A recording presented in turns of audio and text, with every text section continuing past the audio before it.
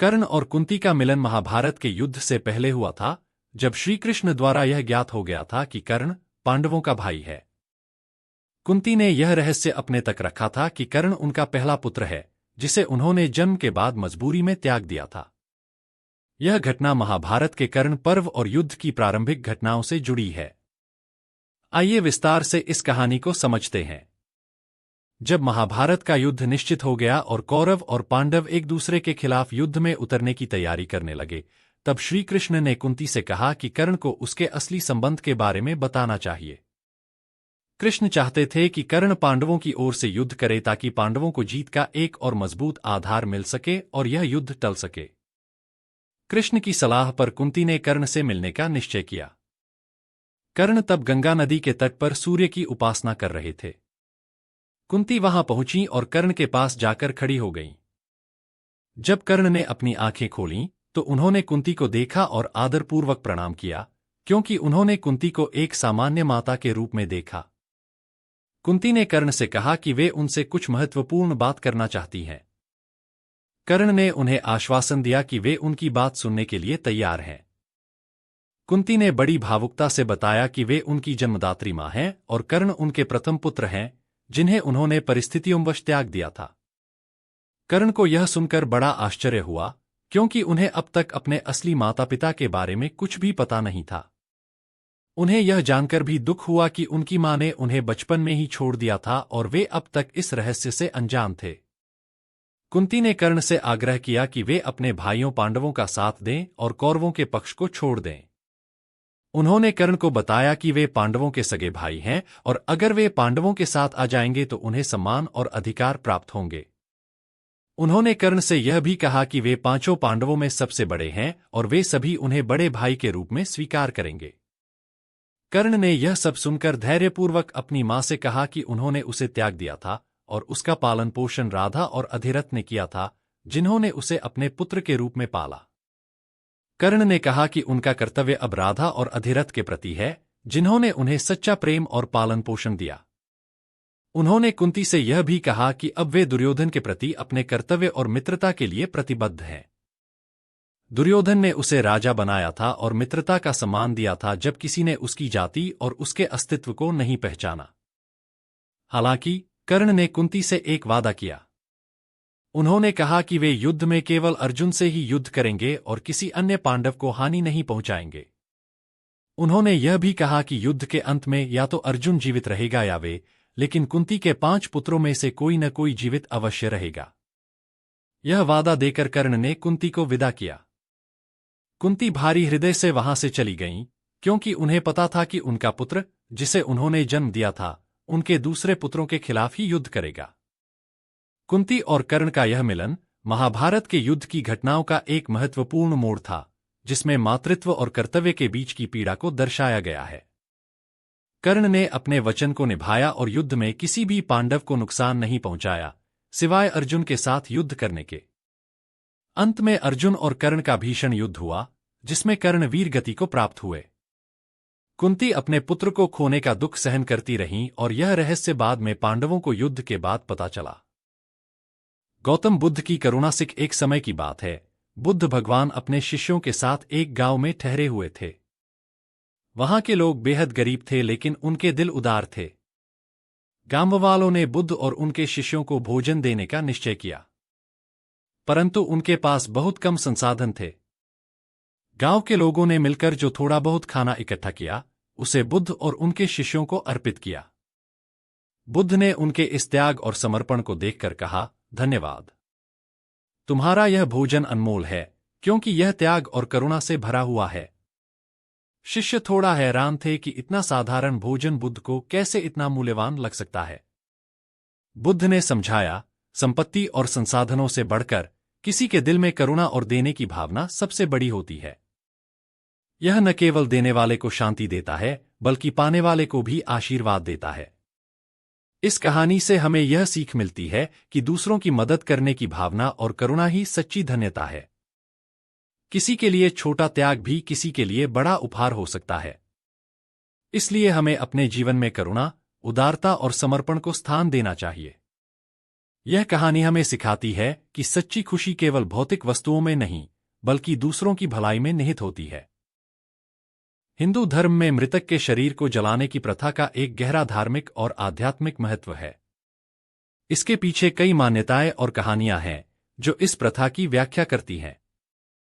एक पंचतत्व का सिद्धांत। हिंदू धर्म में यह माना जाता है कि मनुष्य का शरीर 5 तत्वों से बना होता है: पृथ्वी, जल, अग्नि, वायु और आकाश।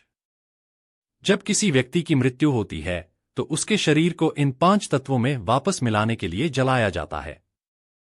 अग्नि को सबसे शुद्ध माना जाता है, इसलिए मृतक के शरीर को अग्नि के माध्यम से शुद्ध किया जाता है और उसे पंचतत्वों में विलीन किया जाता है। 2. आत्मा की मुक्ति। हिंदू दर्शन में यह विश्वास किया जाता है कि आत्मा अमर होती है और शरीर केवल एक माध्यम है जो आत्मा को उसके कर्मों के आधार पर नया शरीर प्राप्त करने के लिए छोड़ना पड़ता है। शरीर जलाने का उद्देश्य आत्मा को अपने बंधनों से मुक्त करना और उसे अगले जीवन की ओर अग्रसर करना है। अग्नि को आत्मा के मुक्त होने का प्रतीक माना जाता है और इसके माध्यम से आत्मा अपनी यात्रा जारी रखती है। 3. बुराई से छुटकारा। एक मान्यता यह भी है कि शरीर को जलाने से उसके अंदर के सारे पाप और बुराइयां समाप्त हो जाती हैं। आग को पवित्र और शुद्ध करने वाली माना जाता है, जो शरीर के पापों और अशुद्धियों को खत्म कर देती है, जिससे आत्मा पवित्र होकर अपने गंतव्य की ओर जाती है। 4. पर्यावरणीय दृष्टिकोण। पुराने समय में शवों को दफनाने की बजाय जलाने का उद्देश्य प्रकृति को नुकसान न पहुंचाना था। जलाने से शरीर जल्दी विघटित हो जाता है और उसकी कोई निशानी नहीं रहती, जिससे भूमि का अधिक उपयोग नहीं होता। कथा। एक पौराणिक कथा के अनुसार भगवान शिव ने मानव शरीर को केवल अस्थायी माना और आत्मा को अमर। जब किसी व्यक्ति की मृत्यु होती है तो उसका शरीर केवल एक आवरण होता है जिसे नष्ट कर देना चाहिए ताकि आत्मा अपने अगले कर्म और जीवन की यात्रा शुरू कर सके। इसी कारण मृतक का दाह संस्कार किया जाता है। इस प्रकार हिंदू धर्म में मृतक को जलाने की परंपरा गहरी धार्मिक मान्यताओं और पर्यावरणीय संतुलन पर आधारित है। गरुड़ पुराण के 8 रहस्य जिन्हें कोई नहीं जानता। एक. सदाचार का पालन। गरुड़ पुराण में जीवन में सदाचार और नैतिकता को बहुत महत्व दिया गया है। सच्चाई, ईमानदारी और दयालुता से जीवन जीने की सलाह दी जाती है। 2. दोष मुक्त आचरण। जीवन में किसी प्रकार के अनैतिक कार्य, चोरी, हिंसा या किसी अन्य को कष्ट पहुंचाना पाप माना गया है। इनसे बचने की सलाह दी जाती है। 3. पुण्य कर्मों का महत्व। गरुड़ पुराण में कहा गया है कि अच्छे कर्मों का फल हमेशा अच्छा होता है, इसलिए दान, सेवा और दूसरों की मदद करने जैसे पुण्य कर्म करने चाहिए। 4. मृत्यु का ध्यान। गरुड़ पुराण में मृत्यु और उसके बाद की स्थिति का विस्तार से वर्णन किया गया है। इसे ध्यान में रखकर व्यक्ति को जीवन में अच्छे कर्म करने चाहिए ताकि मृत्यु के बाद भी उसकी आत्मा को शांति मिले। 5. पितृतर्पण। पूर्वजों के लिए श्राद्ध और तर्पण करना आवश्यक माना गया है। इससे पूर्वजों की आत्मा को शांति मिलती है और परिवार पर आशीर्वाद बना रहता है। 6. संसार के अस्थायित्व का ज्ञान। इस पुराण में बताया गया है कि संसार अस्थायी है और इससे अत्यधिक मोह रखना दुख का कारण बन सकता है। संतुलित जीवन जीने की सलाह दी जाती है। 7. संयमित आहार और विचार। गरुड़ पुराण में संयमित आहार और शुद्ध विचारों पर जोर दिया गया है। नशा, मांसाहार और अनैतिक विचारों से बचने की सलाह दी जाती है। 8. विधिपूर्वक दान। दान करते समय सही भावना और विधि का पालन करना जरूरी है। निष्काम भाव से दिया गया दान सबसे श्रेष्ठ माना गया है। गरुड़ पुराण जीवन को सदाचारी और संतुलित बनाने की प्रेरणा देता है और मृत्यु के बाद आत्मा की यात्रा के बारे में भी जानकारी प्रदान करता है। शांति का उपहार। एक समय की बात है, एक राजा ने अपने राज्य में शांति लाने के लिए एक बहुत बड़ा यज्ञ किया।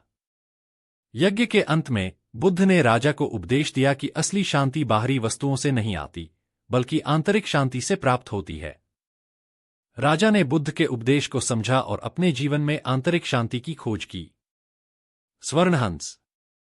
एक बार एक स्वर्णहंस था जो एक गरीब ब्राह्मणी के पास आया और अपने सुनहरे पंखों को दान में दिया। हंस बार बार आता और अपने पंखों का त्याग करता, जिससे ब्राह्मणी की गरीबी दूर हो गई। लेकिन एक दिन ब्राह्मणी ने लालच में आकर हंस के सभी पंख एक ही बार में खींचने का प्रयास किया। हंस के पंख साधारण हो गए और वह कभी वापस नहीं आया। सच्चा मित्र। एक बार बुद्ध ने एक कहानी सुनाई जिसमें एक बंदर और एक मगरमच्छ थे। मगरमच्छ ने बंदर की दोस्ती की आड़ में उसकी जान लेने की कोशिश की। जब बंदर ने मगरमच्छ के इरादे को समझा तो उसने अपनी बुद्धि का उपयोग कर खुद को बचा लिया। इस कहानी से यह सिखाया गया कि सच्चा मित्र वही होता है जो कठिन समय में भी आपके साथ खड़ा हो। कुशल हाथी।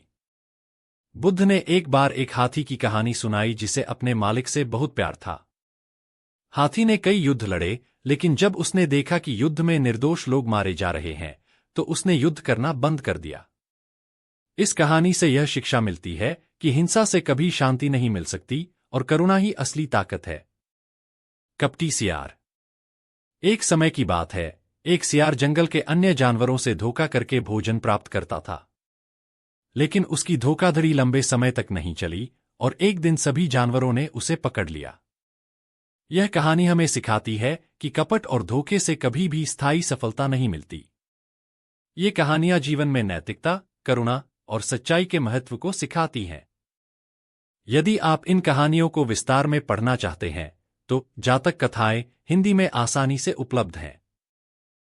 अगर आपके घर में पैसों की कमी है तो कुछ आदतें और काम ऐसे होते हैं जो स्थिति को और खराब कर सकते हैं।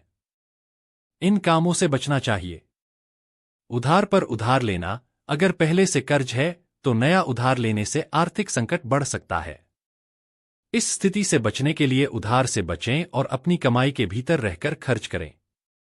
अनियोजित खर्च। बिना सोचे समझे पैसे खर्च करना पैसों की कमी को और बढ़ा सकता है। बजट बनाएं और जरूरत के अनुसार ही खर्च करें। बचत को नजरअंदाज करना। पैसों की तंगी के बावजूद थोड़ी थोड़ी बचत करना बेहद जरूरी है। आपातकालीन स्थिति में बचत आपका सहारा बन सकती है। बड़े खर्चों में निवेश। घर, गाड़ी या अन्य महंगी चीजों में निवेश करना तब तक टालें जब तक आपकी आर्थिक स्थिति बेहतर न हो जाए। लोन का समय पर भुगतान न करना। कर्ज का भुगतान समय पर न करने से ब्याज बढ़ता है और कर्ज का बोझ और बढ़ सकता है। आर्थिक योजना न बनाना। यदि पैसों की कमी है तो एक सख्त वित्तीय योजना बनाना आवश्यक है। आय, खर्च और बचत का सही प्रबंधन करना फायदेमंद होगा। लगातार विलासिता की आदतें। अगर आर्थिक स्थिति कमजोर है तो विलासिता के खर्चों जैसे महंगे खाने, ब्रांडेड कपड़े, गैजेट्स आदि से बचें। इन बिंदुओं का ध्यान रखकर आप अपनी आर्थिक स्थिति को सुधार सकते हैं और पैसों की कमी से बच सकते हैं। हिंदू पौराणिक कथाओं में भगवान कृष्ण और भगवान शिव, महादेव, के बीच कोई युद्ध नहीं है। दोनों देवताओं को विभिन्न रूपों और शक्तियों के प्रतीक के रूप में माना जाता है और एक दूसरे के प्रति बहुत सम्मान और आदर दिखाया गया है। हालांकि कुछ कहानियों और पुराणों में ऐसी घटनाएं मिलती हैं जहां भगवान कृष्ण और भगवान शिव एक दूसरे के साथ संपर्क में आते हैं, लेकिन उन्हें युद्ध की बजाय आध्यात्मिक और भक्तिपूर्ण संवाद के रूप में चित्रित किया गया है। एक कथा है जहां भगवान कृष्ण और महादेव के बीच एक प्रतीकात्मक संघर्ष हुआ। जब बाणासुर नामक राक्षस भगवान शिव का भक्त बनता है तब कृष्ण और शिव के बीच एक लड़ाई होती है। बाणासुर भगवान शिव से वरदान प्राप्त कर चुका था और उसने अपने शक्तिशाली रूप का दुरुपयोग किया। भगवान कृष्ण ने बाणासुर का सामना किया और इस दौरान भगवान शिव ने बाणासुर की सहायता की। हालांकि इस युद्ध का अंत भगवान कृष्ण और महादेव के बीच शांति और समझौते से होता है। अंततः कृष्ण बाणासुर को हराकर उसे जीवनदान देते हैं क्योंकि शिव जी ने उससे वरदान दिया था। यह कहानी भगवान कृष्ण और महादेव के बीच प्रत्यक्ष टकराव की तुलना में धर्म और धर्म के पालन की महत्ता को दर्शाती है, जिसमें दोनों ही देवता मिलकर धर्म की स्थापना करते हैं। हिंदू धर्म, बौद्ध धर्म और कुछ अन्य धार्मिक मान्यताओं के अनुसार नर्क को वह स्थान माना जाता है जहां पाप करने वाले लोग मृत्यु के बाद दंड प्राप्त करते हैं। नर्क में होने वाले कष्टों का वर्णन विभिन्न धार्मिक ग्रंथों और कहानियों में मिलता है। अग्नि और जलन। नर्क में पापियों को आग में जलाया जाता है।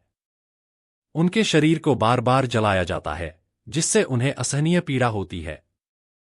इस पीड़ा का अंत तब तक नहीं होता जब तक उनके पापों का दंड पूरा नहीं हो जाता।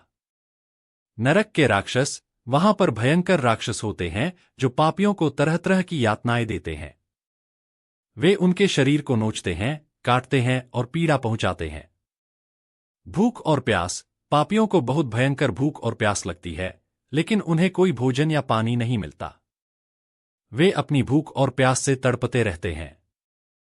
बर्फ और ठंड। कुछ कहानियों में यह भी वर्णन मिलता है कि नर्क के कुछ हिस्सों में भयंकर ठंड होती है, जहां पापी बर्फ में ठिठुरते रहते हैं। यमदूतों का दंड। यमदूत, जो कि यमराज के सेवक होते हैं, पापियों को विभिन्न प्रकार की शारीरिक और मानसिक यातनाएं देते हैं। यह यातनाएं उनके पापों के अनुसार दी जाती हैं। आत्मा की यातना। नर्क में केवल शारीरिक यातनाएं ही नहीं, बल्कि आत्मिक पीड़ा भी होती है। आत्मा को उसके द्वारा किए गए पापों की स्मृति बार बार सताती है, जिससे उसे मानसिक कष्ट होता है।